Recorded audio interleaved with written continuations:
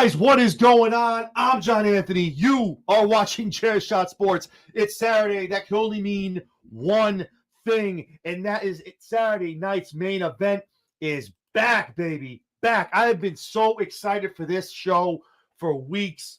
We're going to talk about why today, guys. So hopefully everyone had a great week. Hopefully you're getting your shopping done, getting ready for the holidays with the little ones, with your loved ones. Happy holidays, whether it's Kwanzaa, whether it's Hanukkah, whatever you're celebrating. Hopefully you guys are getting ready to have an amazing, amazing holiday. So, guys, we're here. Saturday night's main event, a staple back in the 80s and 90s.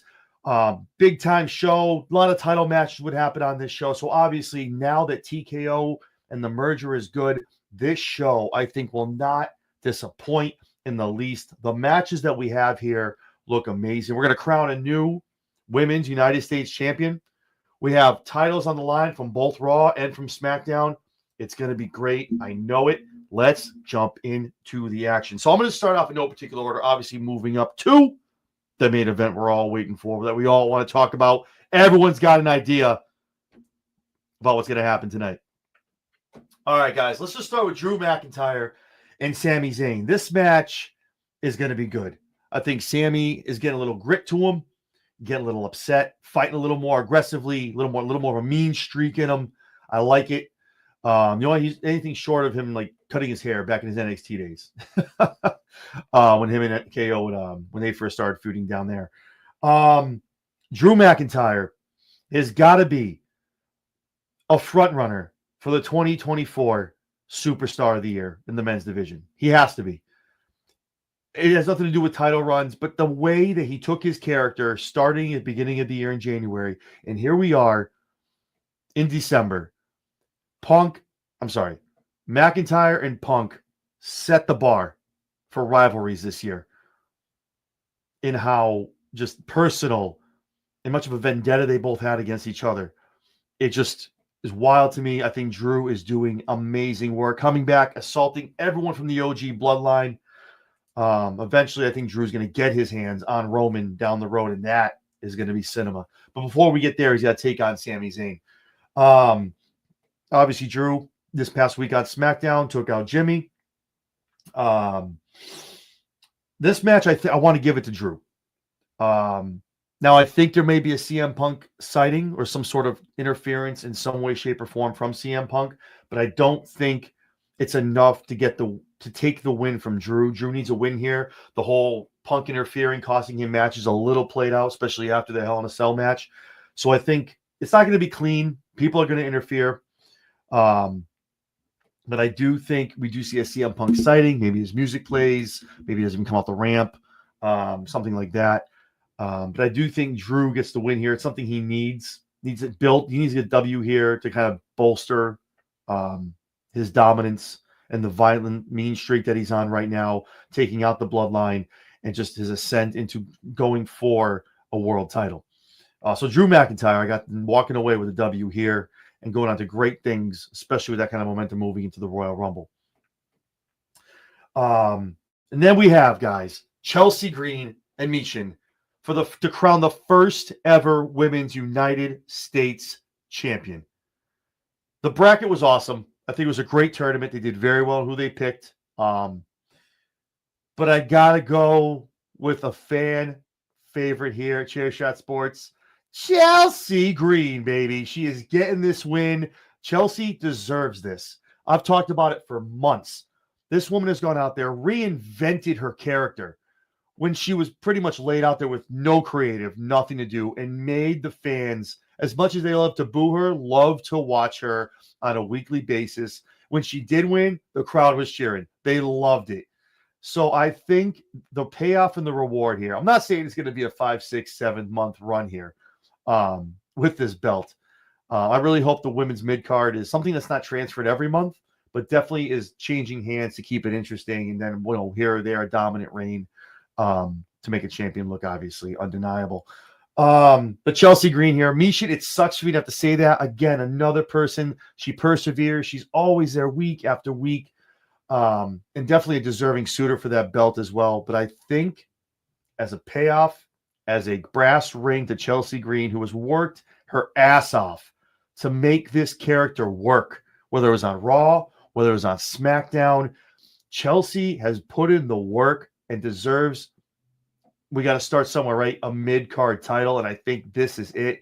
Chelsea Green wins the Women's United States inaugural title, and it's going to be such a good time to watch her on TV with this belt, getting her ass booed out of buildings. And the cool thing is there's a lot of faces in the mid-card that are in the back lining up if she wins this belt. Lining up a lot of challengers. Obviously, Chelsea, I'm sure, is going to be a defending champion, whether she wants to or not, because Nick Aldis will make sure she's defending that belt week after week. So that's going to be awesome to see. But I'm pumped for it. I think it's going to be good. So Chelsea Green here gets the win. Your new inaugural Women's United States champion. So let's start the championship run, guys. We got 3 of them. 3 big ones. Let's start with, while we're on the women, let's stay with them and talk about them. But let's jump over to Raw.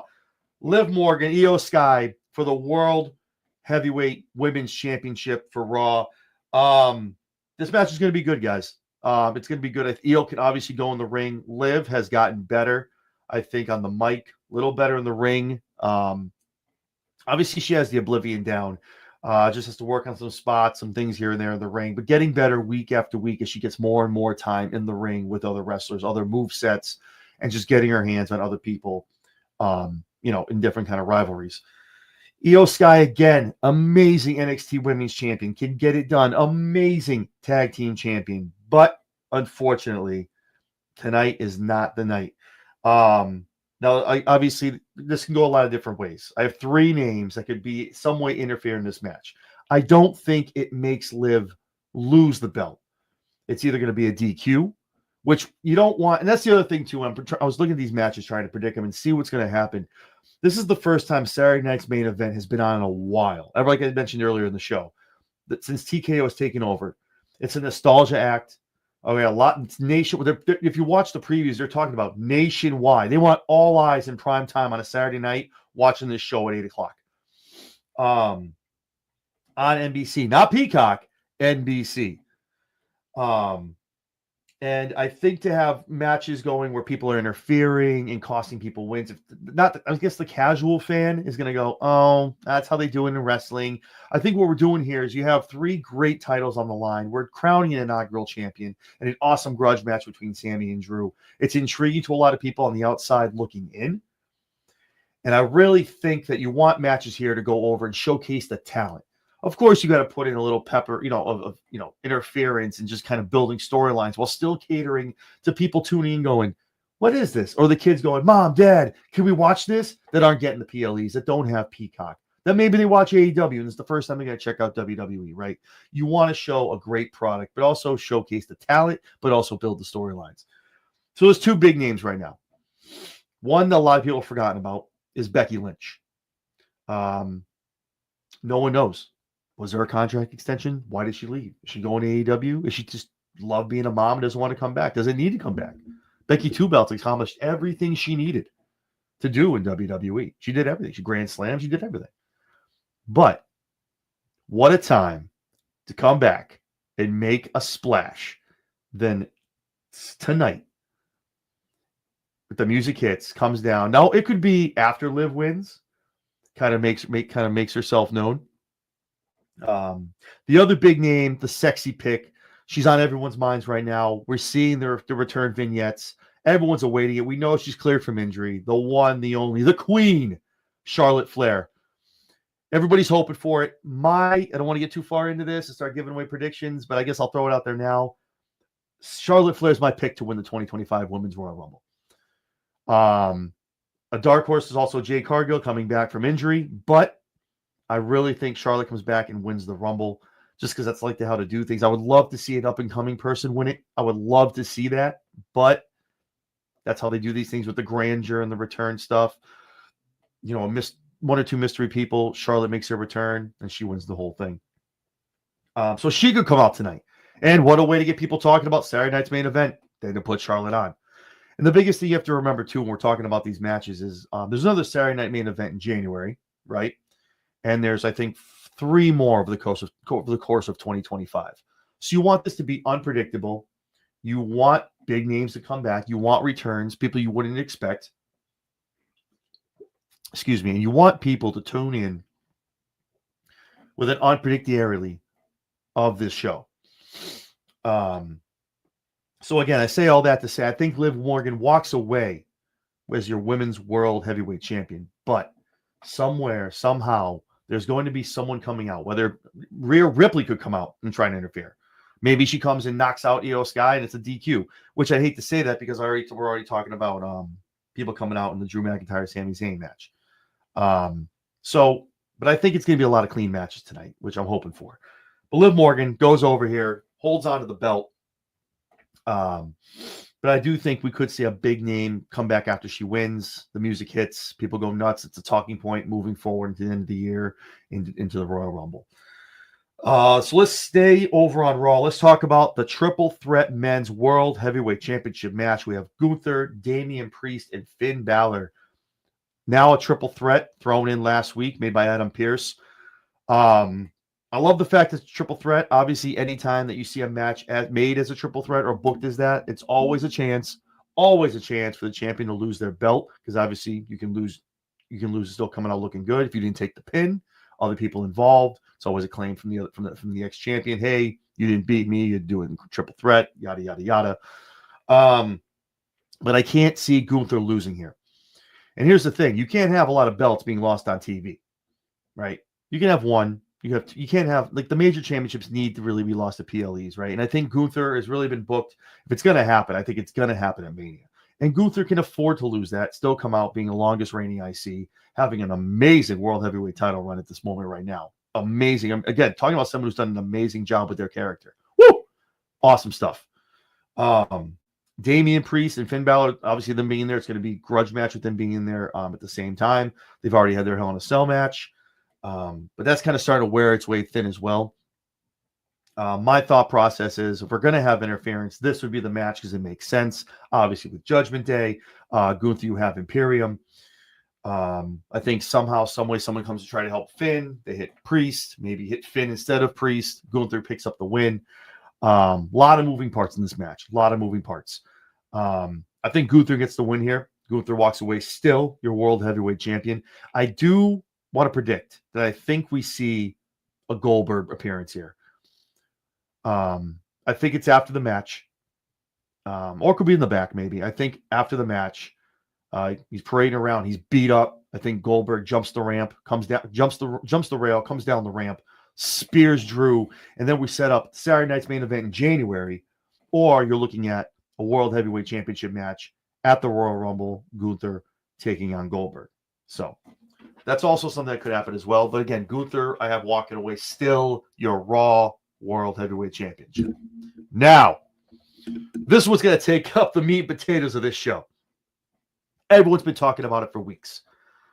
The WWE Universal title match between Kevin Owens and the American Nightmare, Cody Rhodes. So surprised, if you look at X, you watch YouTube, every talking head right now, myself, everybody else who has a podcast that involves wrestling, has an opinion on what's going to happen. And I'm sure some of the things I'm going to say are redundant. If you watch wrestling, everyone wants to be a fantasy booker. Everyone wants to do it. And only a handful of us get it right, you know? There's a lot of stuff to go here. So where do we start? So why should Cody lose the belt? Let's start there, right? Well, let's say, you know what? Let's go the other way. Cody, what happens if Cody wins the belt? Cody wins the belt. That's exactly it. Where do we go? You just took a month to build up probably some of KO's best work since being a Ring of Honor, being the vigilante, standing up for everyone in the back, calling out Cody as being the turncoat and the wolf in the sheep's clothing that nobody else sees, but Kevin sees it. Kevin sees what Cody really is. And some of the mic work from both of these guys, especially Kevin Owens, has been amazing, amazing work. Where do we go if KO loses? You do all that. Now, I know we do it a lot. WWE does it a lot, where they build up this character. They put up a massive story where, how can this person lose? And they still lose. Well, I just don't think it happens this time. Where do you put KO? it's too early for a KO Randy Orton rivalry. I think you're pulling the trigger too quick on that. You need to make it worth something for Randy. Randy needs to take something from Kevin Owens. So with that being said, let's go to what we do here, right? So does he beat Cody Rhodes, right? Well, it's got to be Cody Rhodes because The Rock, right? The Rock's filming right now. Might be around for WrestleMania. Might be around in time. We don't know. Obviously, it's The Rock. He shows up. Dwayne Johnson shows up, calls the shots, and comes down from the board and says, I want to do this, and they do it. And they pivot, and they morph, and they do what they got to do to get The Rock onto the card. Roman right now is totally tied up with bloodline stuff. Totally tied up with that. Now he's already Roman already threw down the challenge, Netflix on January 6th. So that's already talking about that. Now you're probably going to the Rumble. Both guys get into the Rumble. Look at Elimination Chamber probably. I don't think Cody ties into anything to do with Roman until after Mania. Randy and Cody doesn't make sense right now. Because obviously we all know the Randy peeking at the belt. Obviously we're waiting for the teacher versus student kind of moment coming, right? It's too early right now. They're both faces. Randy's going to come back as a huge face. To have him come out and attack Cody, you're wasting the storyline of the Kevin Owens Randy Orton rivalry, and that's what you want right now, which makes perfect sense.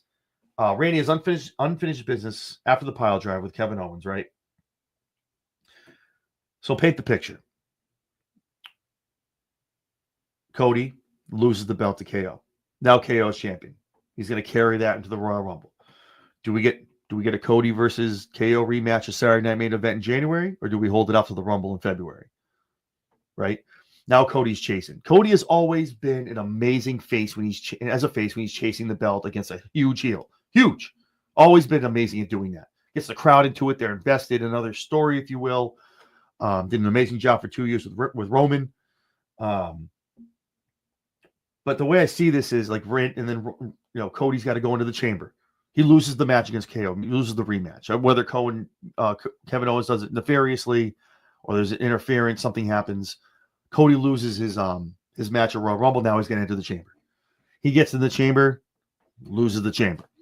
Now Cody doesn't have a WrestleMania, and that kind of leaves him to go. That's kind of hanging Cody out there because you want Cody versus Rock, or we're literally just to throw away everything that happened the night after WrestleMania last year, or this year, I should say. So we need to run that back, and I think that's why you got to kind of float Cody around a little bit to see what's going on with Dwayne.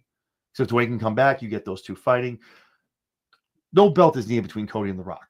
That storyline is going to make itself. There's so much behind that stemming from when Rock came and wanted to take his spot.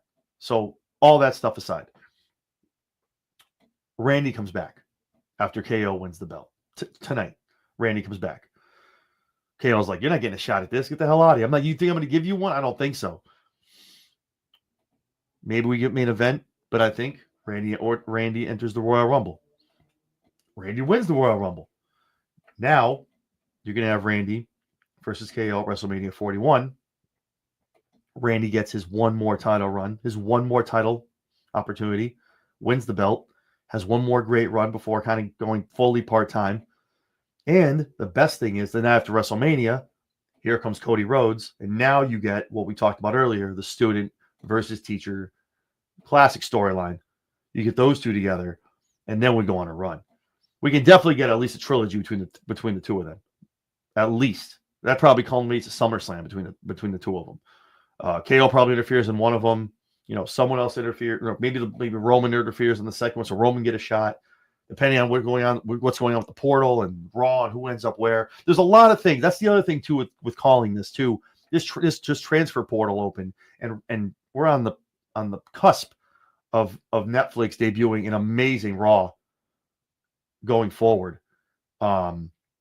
That roster is going to be filled, and Netflix, I'm sure, wants a good amount of people, and that's the SmackDown wants a lot of people as well, which is why we're doing the transfer portal, not a draft. But the thing is, Cody can take an L here and still be hot. Come out the next night, still getting cheered. Well, guys, what do you want to talk about? We didn't get the job done. Maybe we get the rematch of Saturday night's main event, right? In January. Maybe we go there, and then he loses there. You know what I mean? Randy comes out. Cody's like, no, I got my shot first. And Randy's like, okay, well, whichever one of you wins, maybe we do a number one contenders match or something like that. We don't want to gift it to Randy. But I really think the end result here is Cody losing the belt to Kevin Owens. And the biggest thing too, before I don't want this to be forgotten about and not talked about. This right here. The Winged Eagle. This, I think, has convinced so many people that Cody's just going to win because he has the Winged Eagle. This did it for me. When I saw this presented and Triple H was like, one night only. And he was like, you can have this. That for me did it, where I was like, oh my God, how perfect is this? How perfect is this scenario and this setup? Cody is walking into Saturday night's main event as the Universal Champion, undisputed champion, I apologize, with the Winged Eagle, right? How better can it be? How much better can it get for Cody in his moment, in his element, to beat down the foe, the heel of Kevin Owens, to strike him down? But he loses. And it's okay. Kevin needs this win. This is the best Kevin Owens that we've seen in a long time. He just re-upped the contract. It's not going to be a long run. He's going to lose it at WrestleMania. But you're giving Kevin Owens a 4-month run, right? As world champion. Hasn't touched the belt since world gold since the Universal title, right? That he was gifted on Raw, right? So I mean, it makes all the sense for him not to win. This is perfect. Like if it was just a regular match, he was coming out like, okay, Cody's gonna, still win. Okay, when this got introduced, this is too perfect for KO to walk around with the wing belt and throw it in Cody's face. Look what I took from you. You couldn't even keep this. I have it now. It's a no-brainer, guys. I mean, he's hot. KO's hot right now. Uber heel. And that's what we need right now. That's television. And has Cody Rhodes' run as undisputed champion been great? Depends on who you talk to. Has it been good? Absolutely. But KO can be the guy to you defended the belt as much as you could. You've held on to it for a long time since you took down Roman, but you couldn't beat me. And that's going to leave the breadcrumbs down the road for between those two one more time down the road. Maybe a rematch, but KO's going to retain. And then Randy and Cody. KO will pop up again between Cody and KO will happen again. It'll be a lot on the line. A lot of meat will be left on that bone. But again, it's the question I guess I ask myself, which I look at this, is where do we go if Cody wins? You've just you shat all over the KO character. As powerful, as great as he was, he couldn't turn the trick. What are we going to do? Another Kevin Owens and Cody Rhodes match in January? No one wants to see that. It's not as great. Randy Orton's not going to come out. Yeah, he can come out maybe and then turn face right away. The KO, I guess what it is, the KO Randy Orton storyline is so juicy. And then you add the title for it. Randy's thirsty for one more run. He said that he wants one more run before he calls it a day. And who better than KO to hold that belt? And it goes back to when they were a tag team and how much they had each other's back, and just goes on and on and on. It's just, there's so much meat on that bone, and there's so much opportunity that can happen with that. It's just, so my prediction tonight, hope the kids aren't up for it, hope they're sleeping, but a lot of dreams are going to get wrecked this holiday season, because I really think Kevin Owens is walking out of Saturday night's main event out of Long Island, New York, baby, as the WWE undisputed heavyweight champion. Mark it down, baby. I'm telling you, it's going down. It's the only way that makes sense. Is it going to happen? Maybe Cody mollywops him and we get some interference from somebody else I'm not even thinking about, and Cody walks away as champion, which would be great. But I think Kevin Owens winning is best for business. So, guys, I appreciate you guys joining me on this ride. Thank you so much. Again, happy holidays to everybody. Do stay tuned for later on tonight. We're going to do a live reaction show to Saturday Night Main Event.